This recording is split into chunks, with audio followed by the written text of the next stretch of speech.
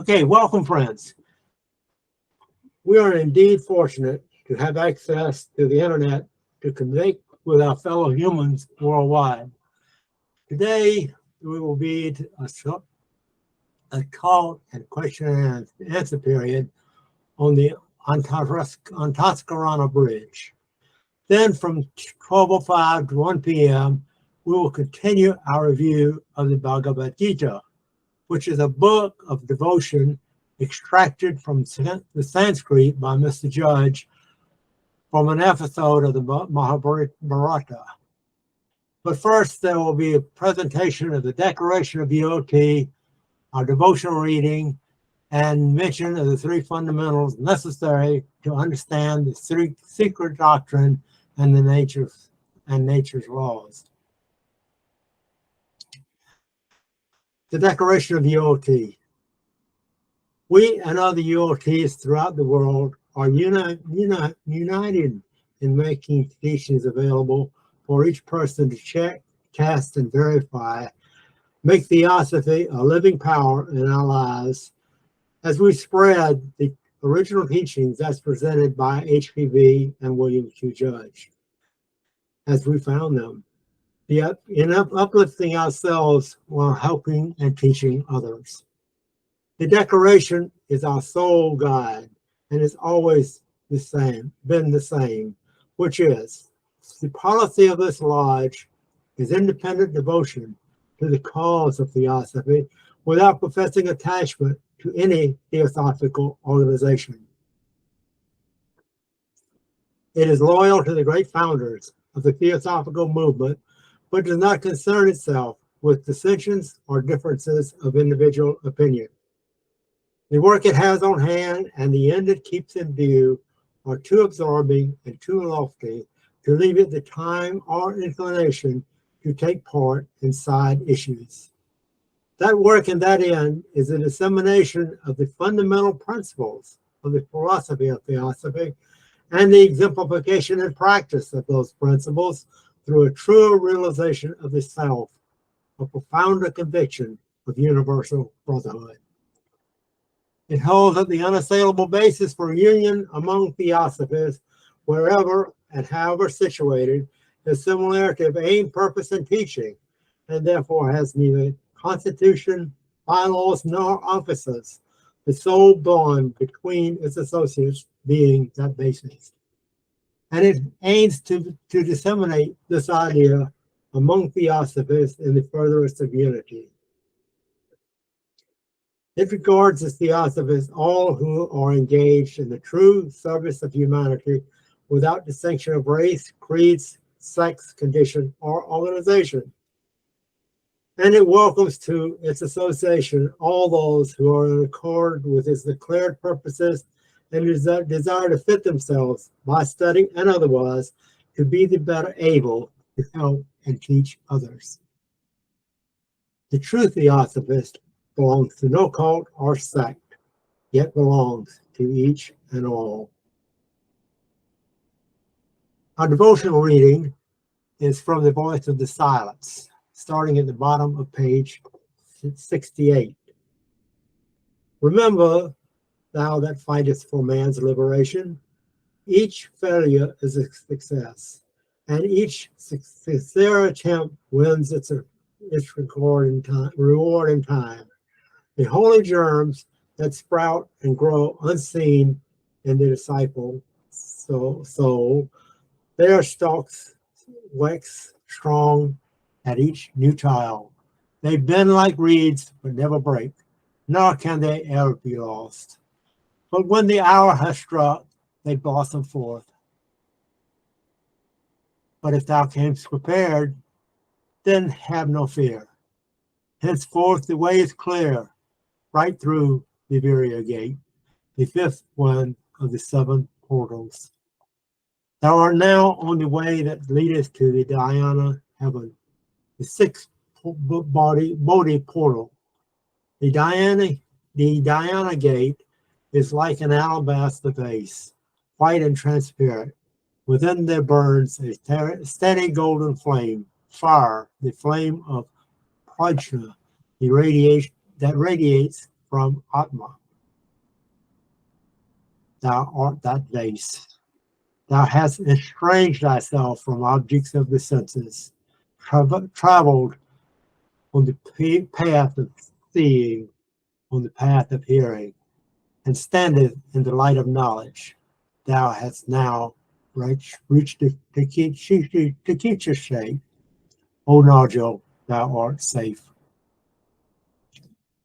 Of fundamental propositions, starting at the top of page 14 of the Secret Doctrine, Volume 1, we find three fundamentals that work together as one. They apply to nature's laws as presented throughout the Secret Doctrine.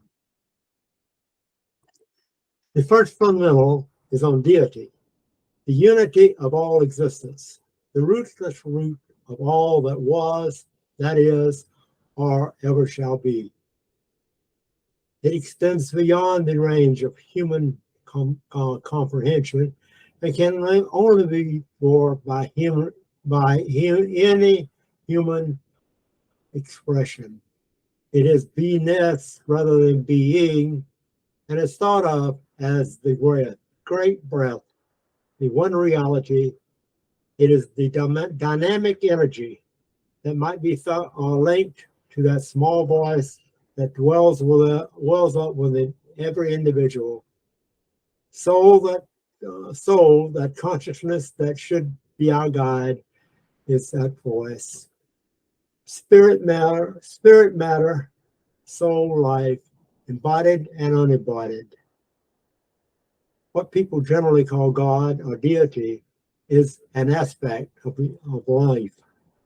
The omnipresent principle which invisibly functions in the atom as in the cosmos, and which abides as the self in the heart of every creature. Another aspect of life is law. People speak of the laws of God, the laws of nature, but it would be more accurate to speak of God as law. God, life, self, all are not different from law. They are law, the spirit of the universe. Also surrounds all and is within all. We eternal pilgrims have the opportunity to become gods, or one with the absolute. Through sustained effort, we honor the gods as superior beings to emulate, but not as beings outside of ourselves. The second fundamental is on the law that brings out an analogy between the processes of nature in the cosmos and in the individual man. Day and night, life and death, sleeping and waking, karma and reincarnation. Man's lower principles disintegrate in time, and nature uses them again with their various imprints from past uses to form new human principles. The same process takes place in disintegration and formation of worlds. There is a perpetual exchange of atoms, correlating and changing their combining equivalents, like the perfect flower, dying in order to grow into a perfect fruit. Man himself punishes and rewards based on his deeds. As above, so it is below. The third fundamental is on evolution. The whole order of nature is progressively marching toward a higher life in the cycle of incarnation or necessity. No spiritual Buddhi, divine soul, can have an independent conscious existence before the spark from its essence has passed through every elemental form and has acquired individuality, first by natural impulse up to the human stage, and then by self-induced and self-devised effort, checked by karma, from the mineral plant to the animal and human, up to the holiest archangel, or Diana Buddha.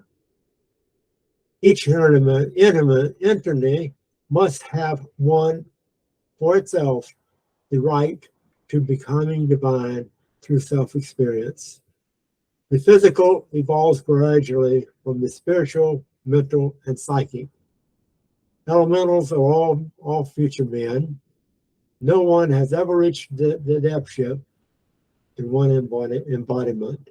Each man has within himself the spark of an adept and can evolve into an adept through self-devised effort, self-induced efforts, aided by masters of wisdom to the extent allowed by karma when they determine that we have earned their help. Okay, can you see it? Yes. Great, I'll start. Thank you, friends. This talk is on the Antaskarana Bridge. Antaskarana has been called the bridge between the higher and lower manas. Manas, as theosophists call it, is a Sanskrit word for the thinking principle in man. The word manas means much more than simply mind. It is one of the fundamental principles of man's sevenfold constitution and is what separates him from the animal. Not just because he can think and make decisions from premises to conclusions, but because he is a self-conscious thinker, capable of universal thought. Antaskarana has been called the bridge between the higher and lower manas. And this is not to suggest that there are two manases, because there is only one manas, or thinking principle in man. But we know from theosophy that during incarnation, when the mind principle comes into contact with forms of a lower grade than itself, it is modified by those lower forms.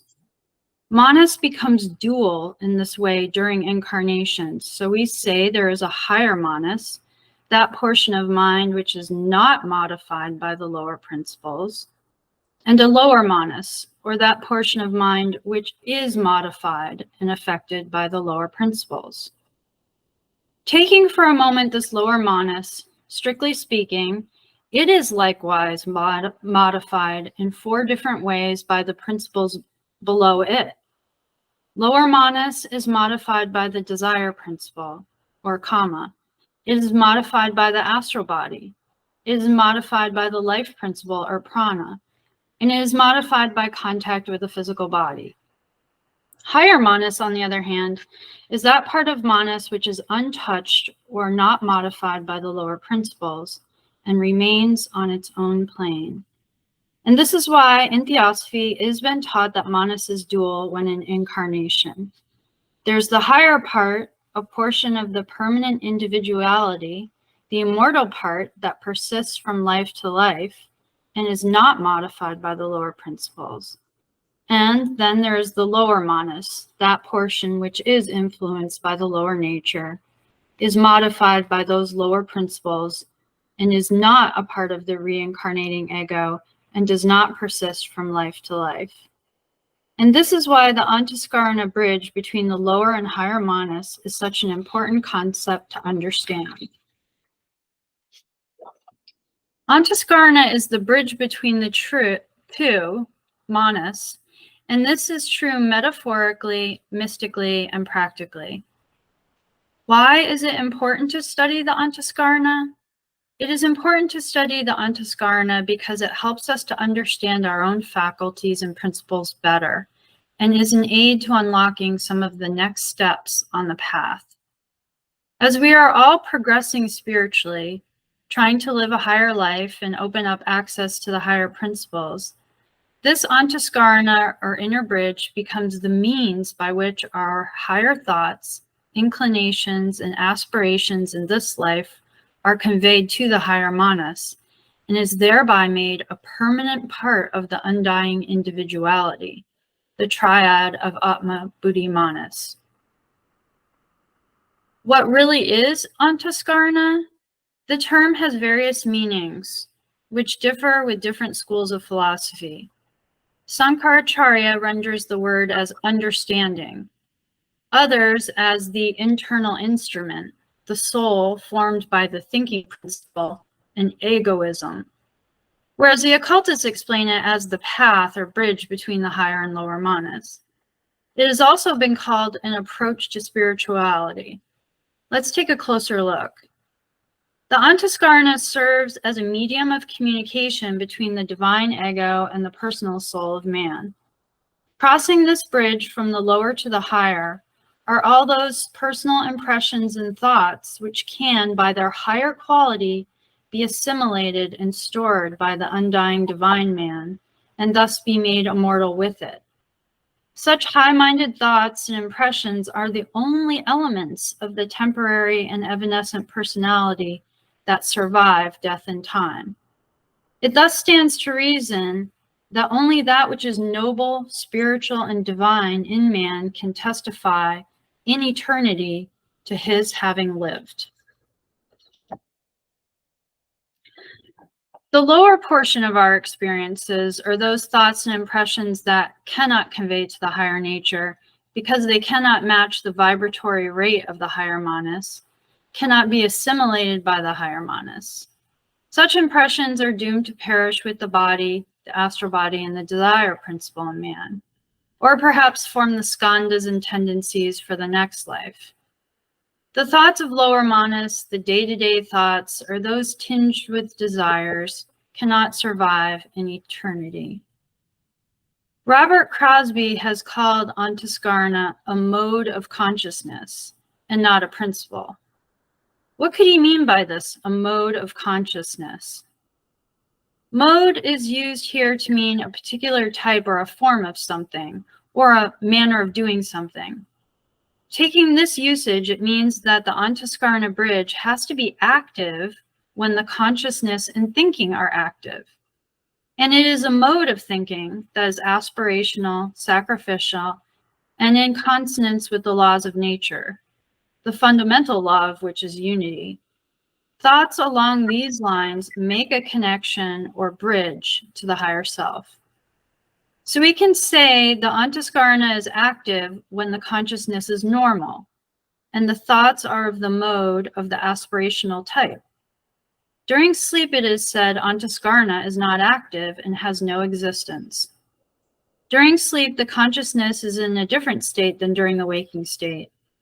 As we fall asleep, our consciousness moves from the waking state, Jagrat, through the astral planes, Svapna.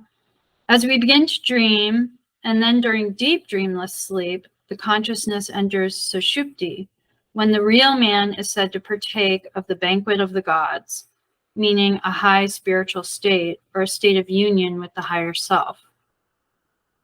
This dreaming to dreamless sleep happens to every person every night.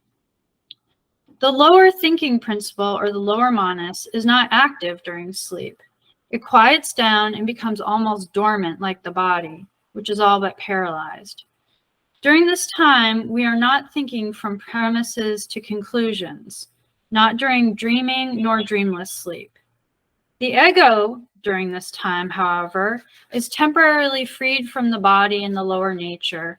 It lives on its own plane, free from the worries and trammels of physical existence. During the waking life for the average man, the higher manas and lower manas are more or less separated. During the day, we think our workaday thoughts, we solve problems, we interact with others, mostly using our brain powers and lower manas. The Antaskarana is not active in these situations. But when we are concentrating or meditating on high-minded themes, then such thoughts bridge the gap from the lower manas to the higher manas. With the adept or initiate, just to compare, who resides permanently in his higher nature and is always at one with it, doing with the lower principles the activities required without being moved by them, without losing his center, without thinking that he or she is the body or personality, the Antaskarana bridge is present and active and serves as the conduit for the impressions of the lower manas, or those personal experiences that can convey to the higher. These will serve as the record of that personality. They will become immortalized with the immortal ego. We know that the adept does not think the same way we do because underlying our thought is the belief that we're the body, we're the personality, that we are our likes and dislikes, or that we are our names. Whereas the adept is not fooled by this illusion of life in a physical body. To be clear, the Antaskarana is the bridge between the divine and the human. The divine part of man is spiritual and made of light. The light can be blocked from reaching down to the lower principles if the mind does not provide a reflective surface, if it is muddied or cluttered. Like the voice of the silence says, mind is like a mirror. It gathers dust while it reflects, and it needs the gentle breezes of soul wisdom to brush away the dust of our illusions. Then we are counseled to blend our mind and soul. If there is no reflection from the lower manas back to the higher, then the bridge between them closes. There is no connection and there is no Antaskarana. If no deeds within a man's life partakes of the divine at all, then that pathway atrophies in its disuse and eventually becomes difficult, if not almost impossible, to activate. This is the case of the extreme materialist, who, life after life, admits of nothing spiritual, believes there is only blankness after death, and for whom there are no higher aspirations. Antaskarana is a projection of the lower manas towards the higher. The man or woman who projects this condition of soul into the spiritual regions. This link increases in power if the energy which produced it is steadily maintained. The Antaskarana may be so strengthened as eventually to awaken the full nature of the human being. And a permanent link is thus formed between the higher and lower manas during the life of the man. If properly strengthened, it cannot readily be broken. Once accomplished, it is always possible for the lower manas to unite itself with its father, the higher manas, again at any moment. And this is the goal for the next stage of evolution, to fully incarnate manas within all of mankind, and to strengthen the link between the lower and higher manas. If the link is not steadily maintained, the bridge between the lower and higher is liable to be temporarily cut off. It requires to be energized continuously and perpetually. This one-pointedness is what Judge meant in his article on concentration and meditation. Concentration depends on the thoughts we hold and how we hold them. A concentrated thinker can hold the same thought without disruption for a long period of time. For most of us, our minds flit about from subject to subject and object to object. Remember, in Patanjali's Yoga Aphorisms and in the writings of William Q. Judge and Robert Crosby, the mind takes on the shape and character of what it beholds and is modified by those forms. The lower mind flits about constantly, changing its shape, its color, and vibration as it beholds first this, then that, and then the next thing. We know the lower mind has this tendency towards restlessness. An effort must be made to still it and focus it on higher thoughts. Robert Crosby has called the Antaskarana the battlefield of the personality. It is also spoken of in such terms in the poetry of the Voice of the Silence. This battlefield is said to disappear when the term of struggle ends. This likely means that the union of the lower and higher manas has been accomplished. This means the battle has been won and there is no more need of a bridge, because one is now living permanently in the higher nature, and one realizes one's oneness with it. This state is described in the Bhagavad-Gita by Krishna, where he paints the picture of the self-governed sage, who is confirmed in spiritual knowledge, is free from attachments and desires, and has his senses and organs in control. What is an important fact about crossing the Antaskarana bridge is that it must be accomplished during the waking life of the man. He must so strengthen his character, his resolve, his focus, his concentration, so that nothing can rupture the connection to the higher manas. Such a person must be able to hold a thought steadily upon one object to the exclusion of all else, and that thought should be a spiritual one. We know from theosophical writings that strong emotions can perturb the astral body. So it would suggest strong emotions will also rupture the current established for the Antaskarana connection to the higher mind. Who can achieve this one-pointedness necessary to effect this union? The so-called fifth rounders, or those few humans who have fully incarnated the fifth principle of manas, is one group. The adepts are another group who have done it, when they were once men and women as we are. So it stands to reason that we can also accomplish this goal, though it may take practice and patience and more than one life to accomplish. For now, we can go about strengthening the Antaskarana and our resolve to become a mind-centered being. The action of the ego in a material vehicle produces different kinds of thoughts, be they spiritual, intellectual, or animal. This last kind of thought, the animal, is little more than desire. The presence of the lower manas in the human animal causes the passions to be mixed with the mind and to become vices. It's difficult to prevent the mind to so mix with the animal nature. We need to learn to control the desires and the mind and not be controlled by them. And this suggests how difficult it is to discover a truly pure thought, untinged by desire. In our daily life, there are influences coming from other people, from our education, and from our own desires. These are to be minimized as much as possible so that eventually they can be avoided. Right thinking, an element of the Buddhist Noble Eightfold Path, is that kind of thinking which is based on higher thoughts. This is why meditation and self-study are recommended to theosophists as the best way to achieve the goal. Because during meditation and concentration, we are mirroring the action of the higher mind and training our faculties to be open to it and to think along those lines. An important thing to remember is that one's immortality is conditional. Theosophy maintains that self-induced and self-devised efforts are required.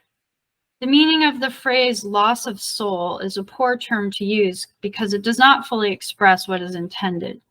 Since we are soul and we don't have a soul to lose, it might best be expressed by the saying, it is possible to effect the entire separation of the higher manas from the lower. And this results in the absence of all that is spiritual in the lower man. He becomes slightly more than an animal. Persisted in over time and life after life, such a materialist might eventually come to this point of separation. Such is the meaning of that phrase in Isis Unveiled where she says, quote, "We elbow soulless men and women in every walk of life," unquote. These beings after death, not being united to their spiritual egos, live but a short while in some of the after-death states, as in a hazy-like and incoherent dream.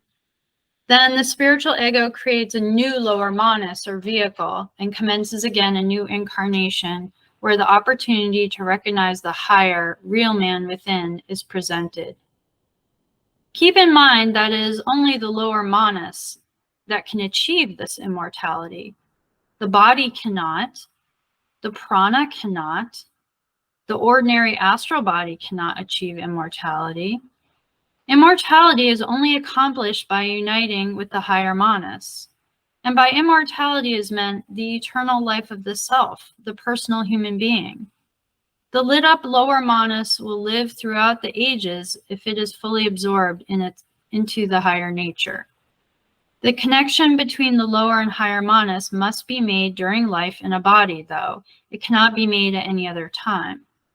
And it has been said that a single pure aspiration during one incarnation will ensure the immortality of the lower ego and spiritual possibilities in a future incarnation. On a cautionary note, earlier it was mentioned that concentration and meditation are required for the one-pointedness necessary to effect union with the higher nature via the Antaskarana Bridge. But many states of the lower mind hinder this union, and it's important to know which ones and why. Memory is one of them. Recall how the lower manas is subject to 4 further modifications by the principles below it. Mr. Judge says that the modifications in lower manas induced by the body, the modifications induced by the astral body, and the modifications induced by the principle of kama, or the intelligence which belongs in the astral and physical natures, those 3 modifications, he says, are all due to memory. Mr. Judge goes on to say that when we study our body is seen to be a product of memory. Our astral body is a product of memory. Our passions and desires are the product of memory. These are nothing but the reanimation of the 3 forms of memory and matter. Memory is a cause of rebirth. According to Mr. Judge, it is fatal to concentration. It is living in the past, not in the present. There is a difference between observing the past and living in the past. There is a difference between the memory of events and the memory of experience. Memory is a cause of desires, and memory often creates hopes for a future based on selfish interests. The voice of the silence counsels, "Look not behind, or thou art lost." Memory is therefore one great cause of the sorrows of the world. Mr. Crosby cautions students to create mindful practice in preventing the mind from turning the past over and over again. While we should review our day at the end to reflect upon our actions and see where things went wrong or could have been done better, one should not go over and over past events. This is a hindrance to concentration. So, during concentration, if you find yourself remembering the past and hoping for some brighter future, you should quit that memory cycle. At any rate, for the ego, the past, present, and future are all the same, and all are absorbed in the eternal. So the past is an illusion from the point of view of spirit. Memory may be thought of as getting into old astral currents, and this has its dangers. One does not want to promote excessive daydreaming, nor passivity, nor vacancy of mind. To the extent one lives over one's past mentally, does he tend to act it over again. Hence, memory is one of the great causes of habits.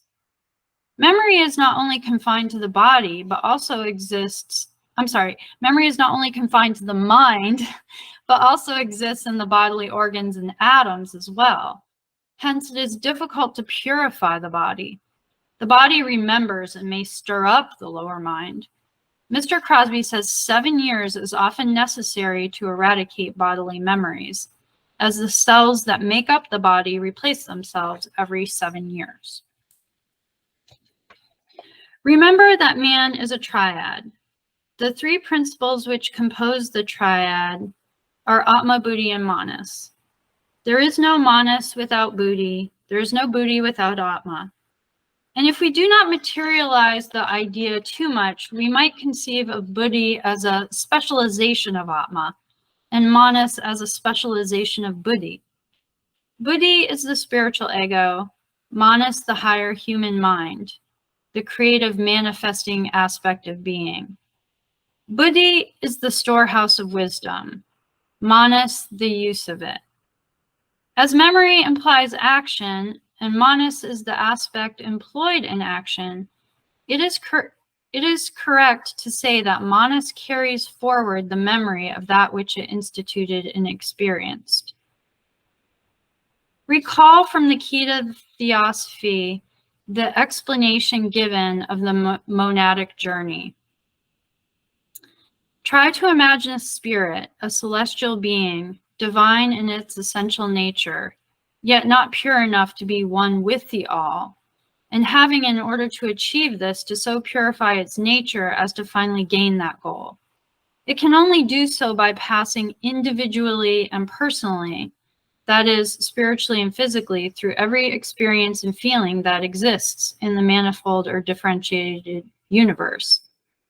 It has, therefore, after having gained such experience in the lower kingdoms, and having ascended higher and still higher with every rung on the ladder of being, to pass through every experience on the human planes. In its very essence, it is thought, and is therefore called in its plurality, Manasaputra, the sons of the universal mind. This individualized thought is what we theosophists call the real ego, the thinking entity imprisoned in a case of flesh and bones. This is surely a spiritual entity, not matter, and such entities are the reincarnating egos that inform the bundle of animal matter called mankind, and whose names are manasa, or minds. But once imprisoned or incarnate, their essence becomes dual. That is to say, the rays of the eternal divine mind, considered as individual entities, assume a twofold attribute, which is A, their essential inherent characteristic, heaven-aspiring mind, higher manas, and B, the human quality of thinking or animal cogitation, rationalized owing to the superiority of the human brain, the kama tending or lower manas. One gravitates towards buddhi, the other tending downward to the seat of passions and animal desires. The latter have no room in Devakan, nor can they associate with the divine triad which ascends as one into mental bliss. Yet is the ego, the monastic entity, which is held responsible for all the sins of the lower attributes, just as a parent is answerable for the transgressions of his child, so long as the latter remains irresponsible. And that was the end quote. The statement that Atma Buddhi Manas is not yet fully incarnated in this race refers to the divine triad, containing as it does the knowledge gained through all past lives. We have not reached the point where this knowledge is available to us on this plane without meditation, without rising up to that plane of consciousness. Atma Buddhi Manas is the triad, the entering wedge, so to speak, which makes the connection between the inner man and the physical world, is Manas, the thinker, the mind. The long course of evolution necessary to transmute the physical elements into a responsive tenement for the indwelling ego has so centered the attention of the ego upon the body and its surroundings that while using a body in its periodic incarnations, it is bound by its previous thoughts and actions under the law of karma, reaping what has been sown in previous lives and sowing similar seeds for the future. This only permits of monastic operation on the physical plane because the ideas held are based on that plane and relate to it, thus leaving the vast store of past and inner experiences unavailable. This is the condition of humanity as a whole. Yet, there never has been a time when a gaining of full knowledge and control was impossible for the individual. It's because of this incompleteness of incarnation that we find so many psychological mysteries among human beings. Man, as an evolutionary being, is connected with this earth. The septenary nature on earth is made up of Atma Buddhi Manas and the transitory connection with the body of lower manas. Prana, which is an aspect of the life of the self which sustains the body, astral body, the link between the higher bodies and the physical. The various sheaths of the soul and forms used on each plane are composed of the lives on each plane.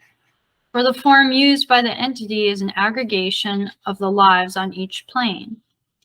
The only way we can have a body on any plane is because of our power to guide and control the lives of that plane. And that power is gained only through experience. Once some power is gained, the maintenance of a body becomes possible. Then comes improvement and knowledge and power as well as form.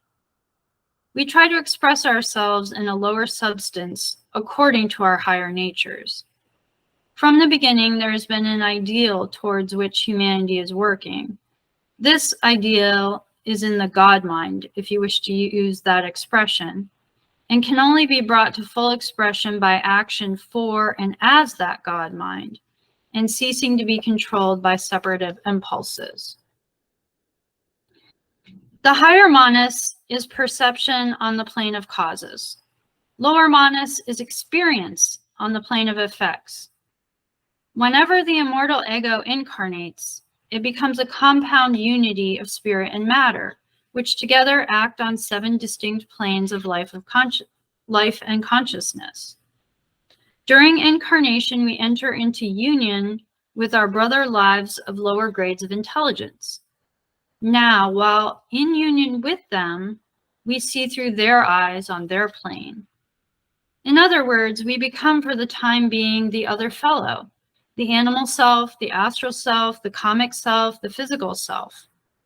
Not until this combination is loosed, whether by sleep or by death, or by regaining while in the body of monastic knowledge, are we able to live free from the contingencies of the environment. We could put it, according to the 7th chapter of the Ocean, in some such fashion as this.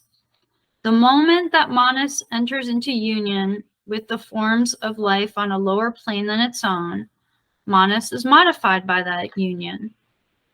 Lower manas, if we recall, is the modification of the higher manas. Higher manas is that part which is not modified by contact with matter. What part is that? What else than the part of manas which is in contact with buddhi? The purpose of theosophy, then, is to arouse man, to awaken him out of the psychic somnambulism which we call human nature, to shake him up from this waking dream to the reality of his own being, and then he is on the plane of higher manas. HPB says that it is only by means of the higher mind that we can ever hope to reach into the depths of the all-pervading absoluteness. That is to say, once in the true awakened state of mind, we can reach into the all-pervading depths of absoluteness. The whole of theosophy is an attempt to wake men up by turning their attention to this fact, that there is something higher in them than they can ever dream of. Man is a triad. The 3 principles which compose the triad are named as Atma Buddhi Manas. There is no manas without buddhi, no buddhi without Atma. If we do not materialize the idea too much, we might conceive of buddhi as a specialization of Atma and manas as a specialization of buddhi, as was mentioned before.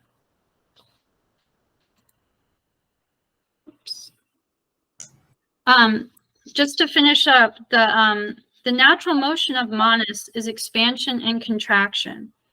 Expansion to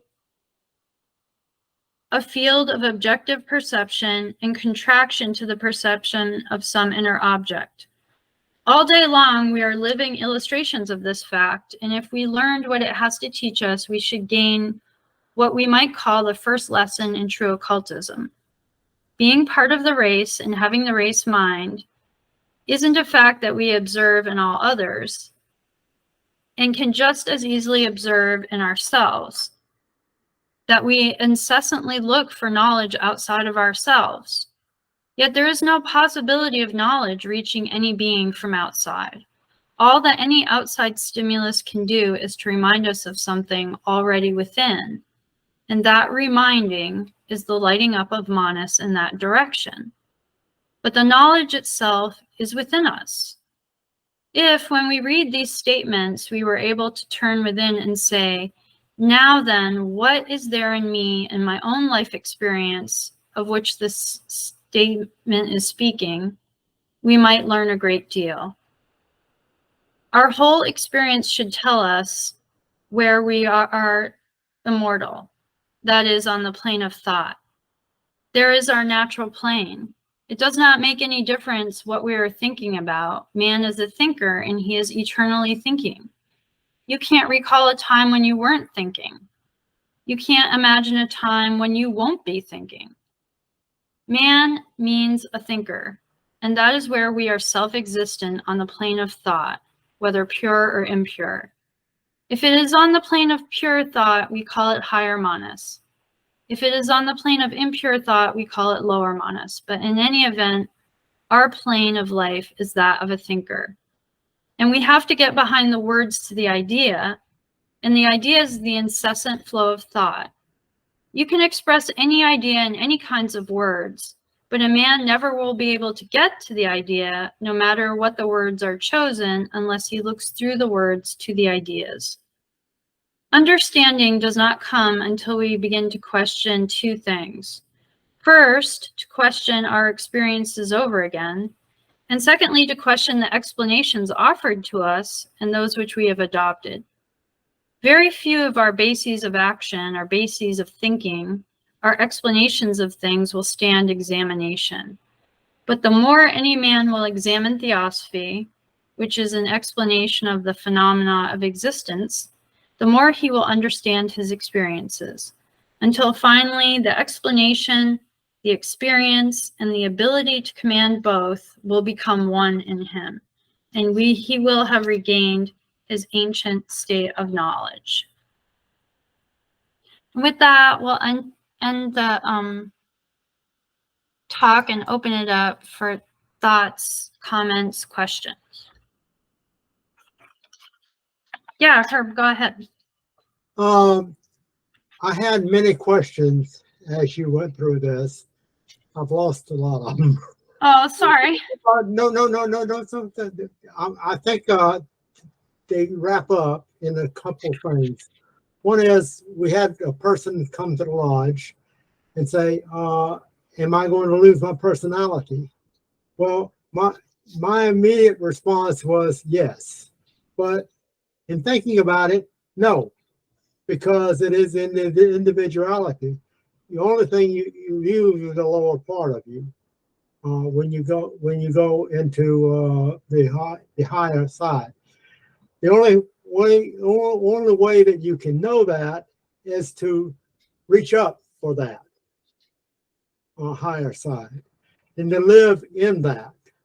So, in other words, what you were telling me during this whole process was I can never fully understand theosophy without trying to live in the higher part of myself. And in doing that, I become that. And that's the difference between me and an adept, because I hadn't reached that point yet. Would you say that? Well said. Yeah, that's true. I mean, this talk focused a lot on lower and higher manas, because just having a better understanding of them will help us understand the different ways we can connect. And that's what Antaskarana is the bridge we build, so to speak, metaphorically, this bridge that we make to the higher self. And anything that is in, like similar vibratory rate or in consonance with the higher nature, it's assimilated by it and it becomes a part of the permanent individuality. So the more we live, the more experience we have, not just with our vestures, different vehicles, and so forth, but the more and more experience becomes wedded to the immortal individuality. So that seems advantageous to some degree, but to just spend a lot of time in the body, not sort of trying to achieve or reach up to the higher mind, it's not like time is lost. There's still the experience and matter and stuff that is gained, but we just remain separated from our true self, like our spiritual, who we really are. I mean, Atma is such a pervasive principle, we can't really perceive it separate from anything, but we forgot that that's who we really are, essentially spirit. So the more we can, use our vestures and reach up to that source and try to conceive of being the all in a universal way as much as possible, the more we'll come to understand what it is. It takes like in the Gita, it's a journey, and different parts of the man's being as principles become the different players in that epic journey. So yeah, I sort of forgot where we were going with this, but Well, I'd like to interject one more thing too, which would maybe help us bring this to a close. We have had talks on the parameters, and that starts at the upper. It goes back to the upper. If you think about the 6 parameters in the 7th one, the 7th one, the midpoint one is, you think about that as the swing to the other side. But if you think about the parameters, the first parameter is the basic one: love and understanding and all that stuff. Love, harmony, all that you have to have in order to get to the higher on this plane. But we are on this plane through this to learn all this stuff, all this, and then by doing this, we've forgotten about a higher part of us. We got to bring that in, and that's the upper end of this six prong, 7-prong parameter. So we have to go through that process. We come from the higher. We go down through this process, parameter, to try to improve our understanding and bring everything up to a higher level.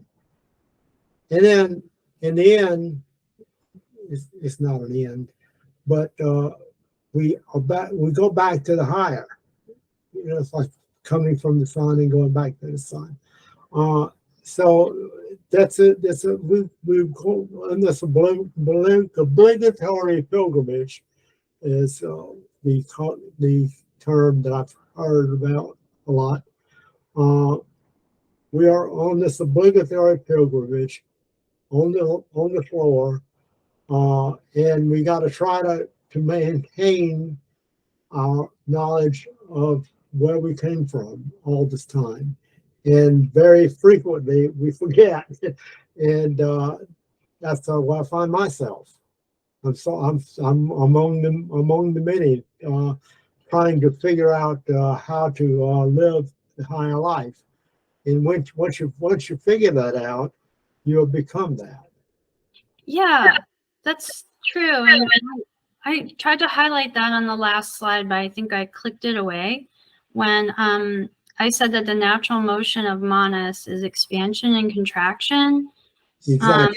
And therefore, in terms of any idea, one should always ask oneself, what is there in me, in my own life experience, of which this statement is speaking? Because all knowledge is within us. It's not outside of us.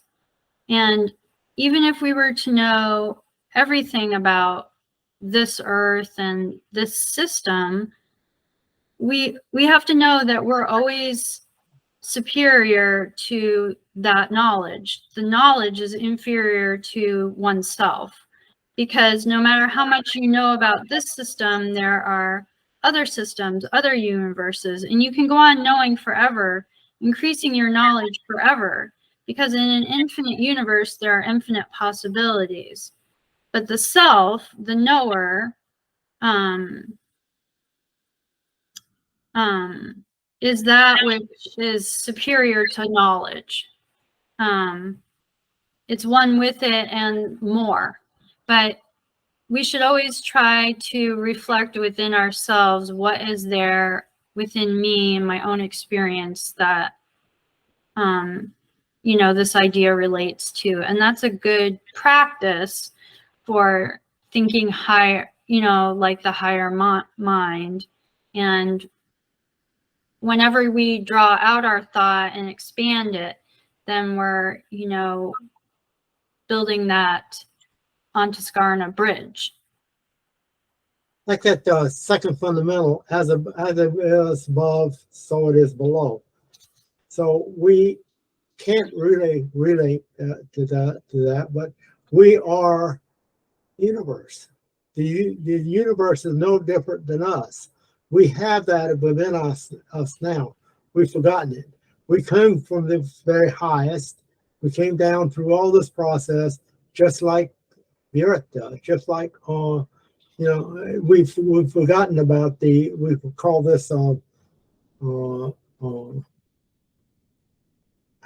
forgot the term now, but you know, fortune telling, if you will. It's because we don't even talk about in school that anymore. You know what I'm trying to say too, but we've lost that, and we got to regain it. That's what you're saying. And in the process of trying to regain it, there's a lot of stuff we don't understand. And this is what I try to do. I try to park what I don't understand on one side. I never have come up to a case where I thought theosophy is wrong. Either I don't understand it or I understand it. What I understand, I try to live. And that's what you know, it's a try. Sometimes I fail frequently, but that's what we do, you know, when we're on Earth, because we only see this part of our life. We don't see the other multiple parts of our life, which is seven times seven and all that stuff. There's a lot of numbers that explain what I tried to say, but. And if we, you know, persist in this, the higher nature gives assistance. It's not like there is no help along the way. The higher self is like, you know, the Mahatma is like the higher self within, and when we follow the path of nature, nature helps us in a sense. So that's something to keep in mind, that there's help along the way, and the more we do it, the easier it'll get, so to speak, to, you know, the searching will, you know, penetrate, and, you know, one will be united with that sort of divine soul, the light, you know, that we're searching for. So I think it's important to remember, that relates to like the Sutratma, the thread soul, and that the personalities are strung on it like beads, but we have to get to the idea of that which persists from life to life. And while it is a struggle, you know, to reorient ourselves, we will get help from the higher self along the way. Absolutely. So we got to be persistent at it. Yeah. You have really touched on many aspects in your talk today, and I want to thank you for that. This is important to try to keep in mind. All those it's important to try, because we're not, if we're not going to try, we're not going to have we got to be consistent to try to live in the higher, to become the higher. So thank you very much. If I ever keep trying. Yeah. So if you have nothing else, you have lots to add, but do you want to stop it now, and we can move on to the other part of our talk? We're going to stop recording now, but we'll pick it up in a couple minutes. Our study of the Bhagavad-Gita. Thank you so much.